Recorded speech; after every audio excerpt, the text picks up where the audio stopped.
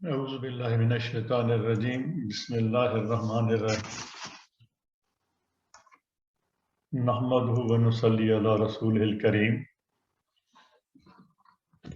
We are discussing Surah Yusuf since last some weeks, and today, Alhamdulillah, we are going to discuss lecture number 8, and this is from ayat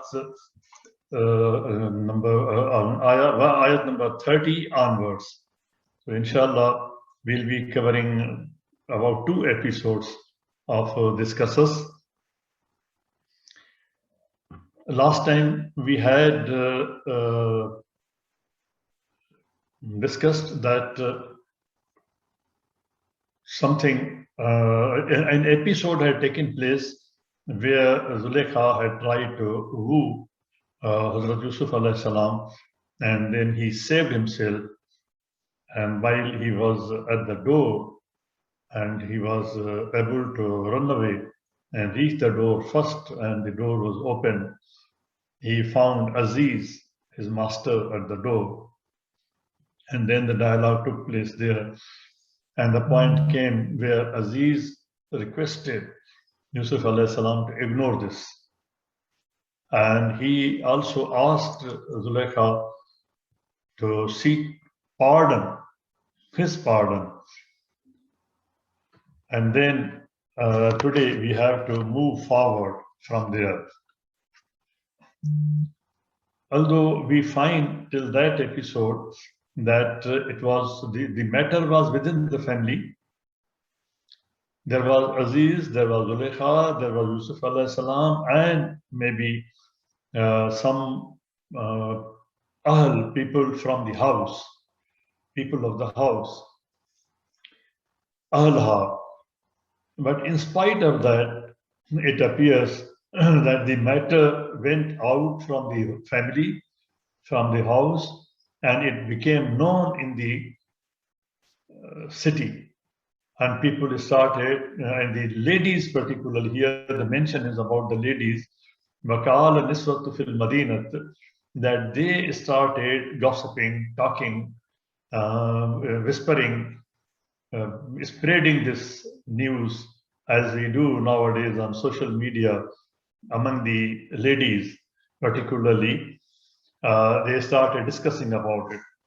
The topic for discussion was that the wife of the lady, here the word Imratun is, it's not just only a Nisa, but the lady of the Aziz, and Aziz is a title. The lady of the Aziz is trying to woo. Word Fataha has been used, and this word may be noted because this we'll discuss again as we move forward.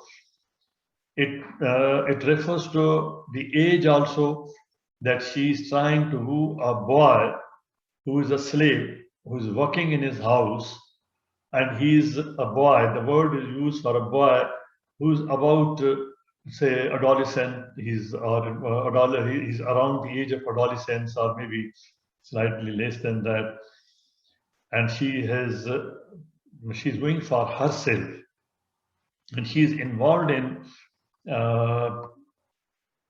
attraction or seduction with him. She's seducing him, and she's involved in that seduction or in that lustful love with him. And then they say that she is doing wrong. She is clearly doing something wrong. That is why there is one hadith. Prophet, peace be upon him, says that if there happens anything of this nature, something wrong like this, which is immoral, don't spread it. Don't spread it as a gossip. Don't gossip about it. But here, we always ignore this, and we sometimes in jokes or sometimes in other ways we try to spread it, and then it becomes the norm in the society. And here you will find that how this is going to become a norm in the society, and among that group of women, particularly in that group of women. when it was being discussed by her friends, ladies of the same status or different statuses in the society, in the city, Zulekha also came to know about their machinations, and then she sent for them. She invited them, and then she offered them a banquet, arranged the banquet for them. And you kindly note these words, which we will discuss. And I think this ayat needs to be understood properly. Here, the words which I would propose to take note of: muttaqan,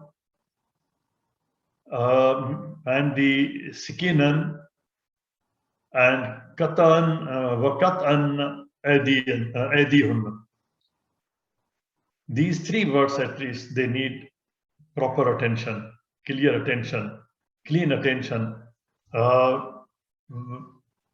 Instead of having any burden of the translations which we already carry, let us approach Quran with an open mind, that what is being taught in this ayat in Mubarakah. And this is the English translation before you. So when she heard of their scheming, she sent for them, invited them, and prepared for them a banquet. And so in some translations, it has been interpreted that she gave them an apple and a knife also, and gave each one of them a knife, and said to Joseph, "Come out before them." And when they saw him, they greatly admired him and cut their hands. When this word has been translated, sikinan, as knife, from the root sakana, then naturally, and it's normal, that the first preference for the translation, for the understanding, would be that they cut their hands. Physically, they cut their hands because a knife was given to them. But there are other meanings also of the word, of these words. I don't say that the available translations are not correct. Once we translate this word, sikinan, as knife, then everything which is available in the translation is absolutely correct. This is one of the interpretations. This could be one of the interpretations, but there could be other interpretations also, because there are other meanings also of the words. The ayat tells, if we give it a plain reading from the word sakan, from sikinan, that when she heard that these ladies, when Zulekha heard that these ladies are gossiping about her and have some machinations, scheming, they have some scheming for her, against her, she invited them, arranged a banquet, made them comfortable with sukoon, and then she asked Hazrat Yusuf alayhi salam to come out. When he came out, and when they saw him, then the word katan, to katayat, it has different meanings. Some of the meanings which are given in different classical dictionaries of that time, not of today. I'm not talking of the dictionary which has a different meaning today, of that time. And those dictionaries quoted by Lane's lexicon also, that it means to give up their position, to give up the position, original stand, come down from one's original position and come down to the next position. So here it means that when they saw Yusuf alayhi salam and they praised him, Akbar, and they said that he's an angel he's a noble angel, and they went to the extent of calling him as noble angel, they changed their position from the one in which they were blaming Zulekha and they came down to the position that they rather supported her. This is the background. This is the lesson in this ayat. So I very humbly request that kindly re-study and re-examine yourself this phrase, and which has been translated as that cut their hands, and also the word that they were provided apple and a knife, and this word where it has been translated as knife, it has been shown as occurring as once only, but the words derivatives from sakana are so many in Quran. At many places the derivatives from sakana have been used. So I simply point out what this, that you kindly study, that when Zulaikha heard that there is some scheming going on, and they are gossiping against her, and she knew that they are of the same character. And these things are done by those people who in their heart are not themselves clean. They are inclined to that, whose hands are not clean. They are not themselves clean. They gossip about others. When they gossip about others, then ultimately the point comes where people start taking it as normal. Now, these ladies who were talking against Zulaikha, and when they experienced this situation, and they already had the inclination, they were already lusting by discussing these things, they also fell in the same trap, and they sided with her. And the result was that Zulaikha got so much encouraged that she told them that, now do you realize? She asked them, do you realize now that it was this thing? It was because of this. Fazalikun. This word is very, she has used a very general word, that it is because of this situation, this man, his attraction, and everything around him, for which you were blaming me. And she very daringly, very openly look at the society at that time, and look at the character of all the ladies in her circle at that level of the society, in the affluent society, because she was wife of Aziz, therefore she must have relationships, and the people and the girls, the ladies that she invited must be of the same level. At that level, she is now openly telling to the group that yes, walakad, yes, is truth, that I wooed him, I seduced him, rawattuhu. And then not only that, but she is very emphatic that yes, I seduced him for myself, to my person, to my body. And nafs, and then I seduced his nafs, and nafsihi. And then she says that he didn't agree. He didn't be seduced. He refused. He adamantly refused. Very firmly he refused. Firmly refused. The words which she has used. And then look at her courage again, that adamantly she is saying that if he doesn't do what I am asking him, look at the words. He doesn't do what I am asking to do from my matter, the matter which I want, the thing I want. If he doesn't agree to that, then it means that she had such an authority and influence on the institutions of the city or the area or the country or whatever we may call it, the entity, political entity, that he will land in jail. She was confident. And this is the word she is using again. When Aziz had made them at the door, there also she immediately said that this person deserves jail. And he deserves a painful punishment. azabun alimun. And not only that, but this time she is going further in threatening and with her confidence, because she has the influence over all the authority in the land. And she says she has influence. She says that he will land into jail, he will go to jail, and he will be one of the debased persons, dishonored persons, humiliated persons. And some of the accounts, historical accounts, show that when Yusuf alayhi salam was put in jail, her ego was not satisfied. She used to go to witness the way Yusuf alayhi salam was being tortured, caned, whipped. But she she used to satisfy her ego that I, being of such a status, with such a power, she couldn't seduce him to her desire.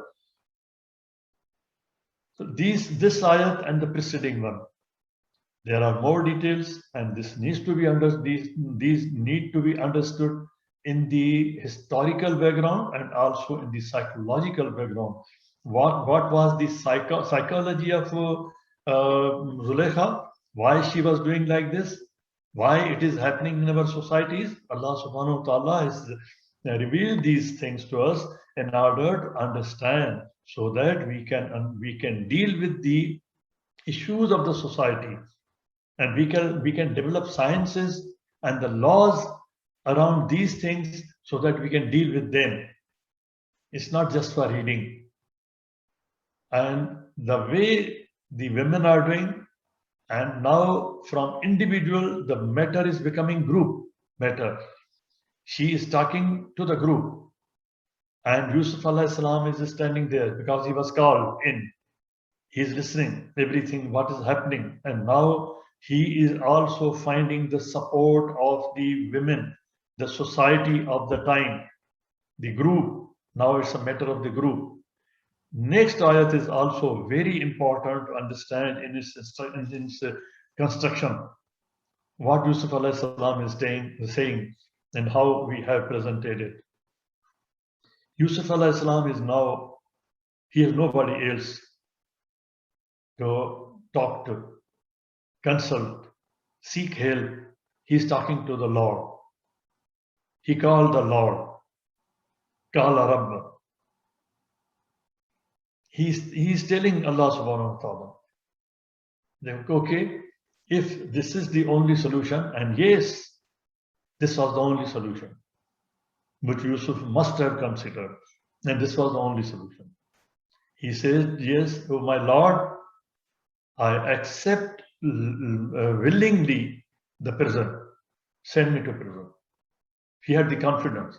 Instead of threatening, talking, involving himself in another scuffle, creating any question of discipline, that he has violated the discipline of the family, instead of telling Zulekha that, okay, send me to jail. Normally, person would do that. When he says that things that yes, the other person, whether he can do it or not, he would say, okay, you want me to send me to jail? Okay, send me to jail. No, Yusuf alayhi salam did not violate the discipline of the house. His loyalty to his master, his character, he did not worsen the situation. He approached the Lord, who can do anything, everything. And whatever we want, he is Mujib, he can design for us. So he requested Allah subhanahu wa ta'ala that, okay, I am willing to go to jail, willingly, as I accept this. Instead of those things which they are inviting me to. Now, there is very important information in this ayat, which needs to be understood. Till today, till now, the ayat which we have discussed, the matter was between Zulekha and Yusuf alayhi salam. But now in this ayat, Yusuf alayhi salam is using plural. This is a big change in the statement now. When he had complained to Aziz, he used singular, that she invited me. She invited me. She seduced me. It was one-to-one. But in this ayat, Yusuf alayhi salam is telling God, and Allah subhanahu wa ta'ala knows already that they are inviting me now. Kaidahunna, asbu ilayhinna. This is plural. Now he's telling Allah subhanahu wa ta'ala in his dua, in his request, when he's talking to the Lord, that if you don't save me from the machinations of these women, then I will have no other place to land, fall down, except these ladies. Why he is choosing asbu? Asbu also means that one leaves from the place of permanent stay, where one is firmly lost, and he comes to an inferior place, he falls down. But it has different meanings. But this meaning has not been given to it. Now the situation is why it was the only solution that he had to be sent to the prison. He was a slave. The laws of that time in Mesopotamia, contemporary Mesopotamia, even under the Hammurabi laws, those are applicable at that time. Those are the parallel laws at that time. And these are the laws which are praised today, even today. Similar laws were in Egypt. They were very strict laws, and particularly for the slaves. The slave was a property, a commodity. If somebody did not want a slave, he could be killed. If there were such charges, he could be sold. So here, if he was not going to be killed and he was to be sold, who will purchase him? These ladies who are now attracted. He will become again a commodity in the market, and who will purchase him? They will purchase him. Any one of them will purchase him. And he will again remain a slave in the same society, in the same culture. He can't run away. He had no place to go. There was no shelter. There was no legal protection. There was no imminent or immediate buyer who could take him out of Misr. So the situation was such that prison was the only alternate which Yusuf alayhi salam at that time could think, and he requested God. And you have seen that when the prophets requested Allah subhanahu wa ta'ala, that according to my assessment, I've reached the conclusion when Nuh alayhi salam spoke with God, that now I have come to the conclusion that these people need to be destroyed.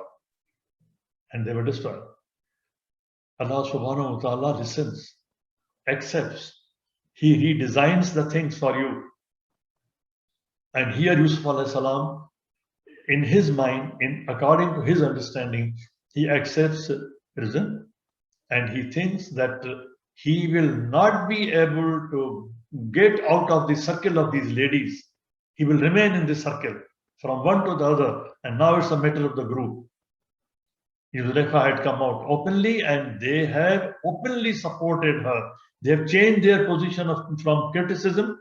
In the first ayat which we discussed, the ladies have changed their position from the position of criticism. They are not clean ladies.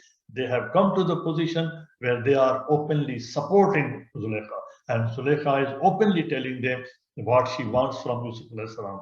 And if not, he will go to jail. And in this situation, he is talking to Allah subhanahu wa ta'ala, not entangling with them.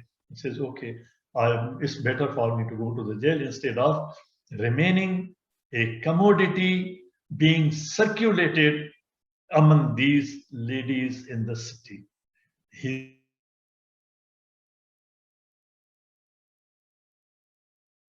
totally ignored in our interpretations and in our understanding. And then Allah subhanahu wa ta'ala says, فَاسْتَجَابَ لَهُ. Allah subhanahu wa ta'ala using the word from redesigning. He is Mujib. He says that yes, I redesigned for him. And Allah subhanahu wa ta'ala says that I saved him from the machinations of these ladies. This was the point on which Yusuf alayhi salam had made a request. He had not made a request only for Zulaikha. Again, here Allah subhanahu wa ta'ala is using plural. Yusuf alayhi salam used the plural. He wanted to save himself from the machinations of the market, where he was being, he could have been circulated as an object. And Zulaikha would not have let her go like this. There could have been many complications, and Yusuf alayhi salam took a wise decision to go to the Lord, not to anybody else. And he made a request according to his understanding of the situation, and Allah subhanahu wa ta'ala accepted. And then Allah subhanahu wa ta'ala redesigned it in such a way that the ultimate purpose, wajhullah, that is achieved, and he reaches that position. That was not compromised. It was only a situational adjustment, redesigning. Another training camp where he was being sent, and you will see that how learns there. He is now being sent from one academy to the other, where there will be a very rigorous test for him, very torturous test for him, and a matter of training also to understand the laws of the land, that what are the laws of the time and how they should be removed, how they should be amended, how they should be corrected. He was being given the practical experience. He was being trained there. Why Prophet was made the orphan at the time, our Prophet? Why he had to pass through these trials and tribulations? And Allah subhanahu wa ta'ala says that it's not only that I listen, but I have the sciences, I have the ulum of everything, and I can redesign everything according to the situation as you have suggested, submitted, requested, but without compromising on the ultimate reward for you. Now here the things appear in consequence to the request of Yusuf alayhi salam, and in response to his the dua of Yusuf alayhi salam, and the way the things were redesigned. Then Allah subhanahu wa ta'ala says that summa, after that, after some time, not immediately, it's not firm, summa, badalahum, it occurred to them, not immediately. But Yusuf alayhi salam had made the request after the next episode, when he was called before those ladies. So there was a time gap. And Allah subhanahu wa ta'ala says that although in the beginning, Aziz had also said, and the Shah the Shaidan, the one who had given the expert evidence, who was an expert witness, the chance witness, the circumstantial witness, who had said that if the kameez is torn from behind, he is telling the truth, that he was not involved in it. They had, Aziz had cleared that matter, but now after some time, it is occurring to them. Now it is plural. It's not only Aziz. It means now this is another stage of the case. First it was within the family, then it came a matter of group gossip, and then group machinations. First it was group machinations against Zulaikha, and then when these ladies changed their position and accepted the position of Zulaikha, then it became the machination of the group machination. It became a group machination against Yusuf this time. In this position now, from this situation it appears that this matter went to the power corridors, their husbands, their relations, who were the holders of the power in those power corridors. Now they are deciding.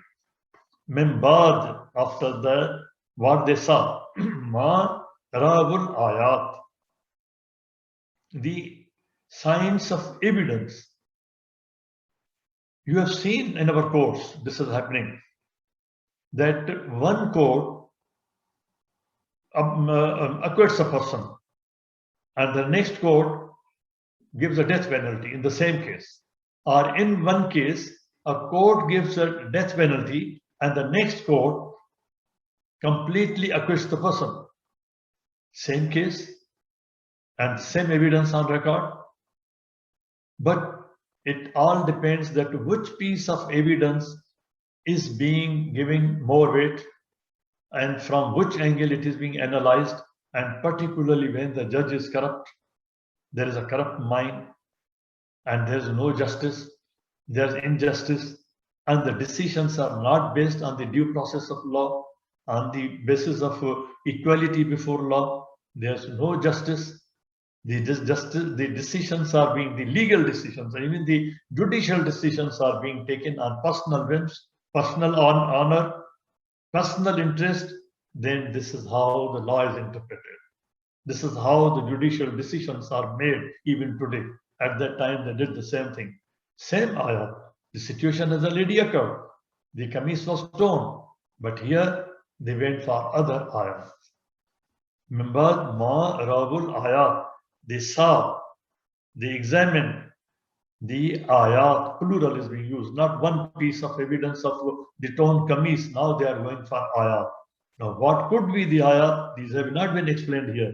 But what could be the ayat? For example, if there is a corrupt judge, corrupt court, he will go to punish the person if he has already some vested interest. As I said, there could be different vested interests, cultural, bent of mind, religious bias. There can be so many things. And now he is taking decision on other ayat, on other pieces of evidence, which he is calling evidence. For example, he will write in his judgment that this is a fact that he was with Zulaikha, the doors were closed. And then when they came there, met Aziz, the duel has been used and both met Aziz. It was not only Yusuf, but they both met there. And then they would label an allegation against him. And the law today also, these laws require that if something was happening, he's claiming today that she was seducing me. Why didn't he inform the master? Did he inform the master? If he was so loyal to him.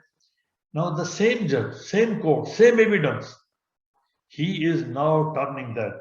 Now here, instead of kameez, that is not being considered as the piece of evidence, they are considering ayat, other pieces of evidence, other corroboration. And on that, what judgment is being delivered? Look at this and how we have interpreted this. Kindly, I examine this ayat also. They decide that because of that, they decided to send him to prison. And how? For what time? Hatta heen. The heen, hatta heen means imprisonment till death. It is not just for a little time. Heen also means little time, for some time. But the evidence, but the story, the qasas in the Quran tells, and the history shows that there was no time limit, and some people tried to exonerate the judiciary of that time, that they forgot about it. Even if they forgot about it, this is injustice. But the words here say that he was given life imprisonment, imprisonment till death. I'm not saying it from my side. Kindly let us go to the lexicon and see if there is such a meaning. Taj al-Urus and others. And the Siha also said, it means, heen also means death, perishment. He was given imprisonment till death. And in today's terminology, it is called life imprisonment. And the principle which they applied there at that time, it was not the principle of a crime between two persons, or a crime which involves one person against another person, but now they are giving a judgment on the basis of public interest. And what is the public interest in such a society? their own interests, their cultural interests, their own honor. They now realized that Yusuf is such a person that if he remains in the house of Aziz, the same thing will continue. Zulekha is not ready to change herself. And if he is sold to some other person, he will create, there will be the same problem in that society, in that community, because the ladies are not disciplined, those ladies at that time, because it's now a group matter. All the ladies of her status, it is a question of the class of the society. That is why it needs to be understood in the proper perspective of the society, culture, legal system, circumstances, and everything. These ayat are very important. Allah subhanahu wa ta'ala has given us the entire qasas. And this entire qasas needs study in entirety. Now the matter does not remain only limited to the public interest. Now we use it, we call it masala today, but at that time, the judge thinks that I'm doing something good for the society, that he was doing something good for his honor, for their honor. Hatta till he perishes, till he dies.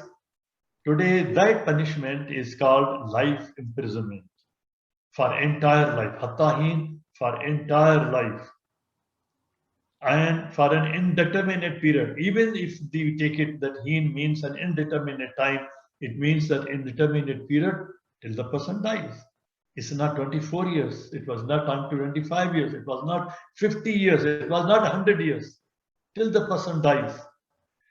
These are now in this developed world, in the advanced world, these are the decisions of the advanced countries' courts, superior courts, that if the time limit is not mentioned, then it means imprisonment till death.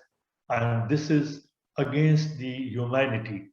Therefore, the courts, if the punishment is not, if the time period is not mentioned, and it is particularly in the West, if the case goes to the court, the courts will throw it away.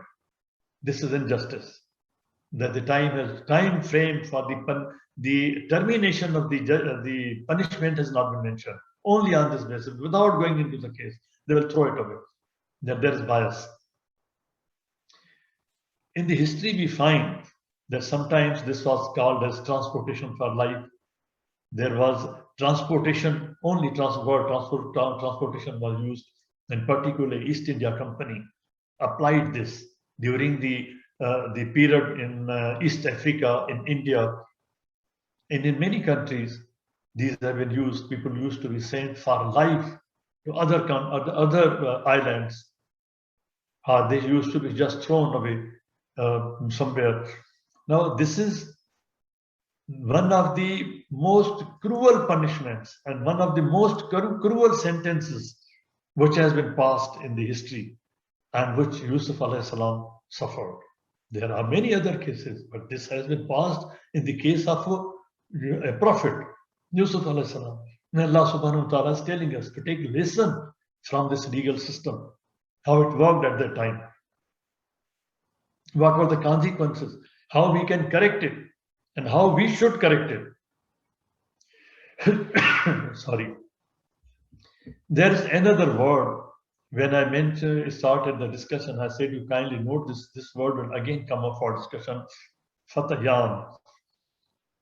The ladies were telling that Zulekha is seducing a boy, an adolescent, who is a worker in her house. He's a slave. This word is being used for him as Fataha. In that ayat, I had shown that. And here it is being used for two other persons, Fatayan. It means they were also adolescents, they were slaves, they were almost around the same age, and they were imprisoned. And the dream they tell, we'll discuss their dream afterwards. I'll stop here, because that is another episode. And there are other angles of the case, legal angles. And these are very important to understand, to draw the wisdom from this ayat, from this the episode which is now coming up. Now we have come to the point where Yusuf alayhi salam has been given an illegal punishment. If we can't call it illegal, unjust punishment. It may be legal because that was the legal system and they had the authority. It may be legal, but at that time, it may be legal, but it was unjust. It was extrajudicial, in fact. They are reopening the case. They are going back, not examining the piece on which the punishment was not given, but instead they are giving the punishment on other ayat. And now he has landed in jail with life imprisonment, and there two other persons also land, and from their dream which they are telling to Yusuf alayhi salam, it appears that they are also condemned prisoners. When somebody is given life imprisonment, then the legal term is that they are called condemned prisoners.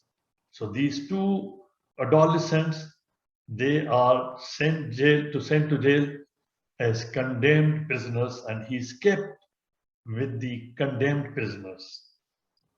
What is their crime? We don't know. Whether they are hardened criminals, he's being kept with them. He's been kept with the condemned prisoners. And in what situation in the jail, what is the position of the jail there at that time, in what condition he has been put there. These ayat will tell us. They will give us the clue that in what situation he was there. So I stop here, and Allah may guide us to read Quran in the original word of Allah subhanahu wa ta'ala, and Allah may guide us and to find the truth of his word, and he may give us wisdom of his word, and he is the one only who can guide us. Subhana rabbika rabbil izzat amma yasifun wa salamun ala al-mursaleen walhamdulillahi rabbil alamin. اللهم صل وسلم وبارك على سيدنا محمد وعلى آله وصحبه. اللهم اهدنا فيمن هديت وعافنا فيمن عافيت وتولنا فيمن توليت وبارك اللهم لنا فيما أعطيت وقنا واصرف عنا شر ما قضيت فإنك ربنا تقضي بالحق ولا يقضى عليك تباركت ربنا وتعاليت لك الحمد على ما قضيت نستغفرك الله ونتوب إليك. اللهم ادخلنا برحمتك في عبادك الصالحين. اللهم اخرجنا من ظلمات الجهل والوهم إلى نور العلم. اللهم علمنا ما ينفعنا وانفعنا بما علمتنا وزدنا علما. اللهم اجعلنا ممن يستمعون القول فيتبعون أحسنه. اللهم اكفنا بحلالك عن حرامك وبطاعتك عن معصيتك وفضلك عن من سواك. اللهم بفضلك ورحمتك على كلمة الحق والدين. اللهم انصر الإسلام وعز المسلمين يا أكرم الأكرمين. Oh Allah, spread your mercy upon us. Shower us with your blessings. Increase our knowledge. Grant us forgiveness. And reward us with the company of the prophets in the Firdaus al-A'la. Oh Allah, purify our heart, strengthen our faith, increase our knowledge, and make us benefit from what you have taught us. Oh Allah, forgive our parents and all our friends and relatives who have passed away. Oh Allah, grant them your mercy. Make their graves a garden from heaven and grant them the Firdaus al-A'la. Oh Allah, remedy our son Ma'raj and all our friends and relatives who are sick. Oh Allah, grant them full and sweet recovery. Oh Allah, guide our children, protect them, and make them righteous. Oh Allah, we ask you in every name you have elected for yourself, that none of us leave this gathering, but his pains have been relieved, his worries have been removed, his debts have been paid, his weaknesses have been concealed, his sins have been forgiven, and his needs have been fulfilled. Subhanallah wa bihamdih. عدد خلقه ورضا نفسه وزنة عرشه ومداد كلماته. سبحان الله وبحمده عدد خلقه ورضا نفسه وزنة عرشه ومداد كلماته. سبحان الله وبحمده عدد خلقه ورضا نفسه وزنة عرشه ومداد كلماته. والعصر إن الإنسان لفي خسر إلا الذين آمنوا وعملوا الصالحات وتواصوا بالحق وتواصوا بالصبر. وآخر دعوانا الحمد لله رب العالمين والصلاة والسلام على خير المرسلين. اللهم صل وسلم وبارك على سيدنا محمد وعلى آله وصحبه وسلم والسلام عليكم.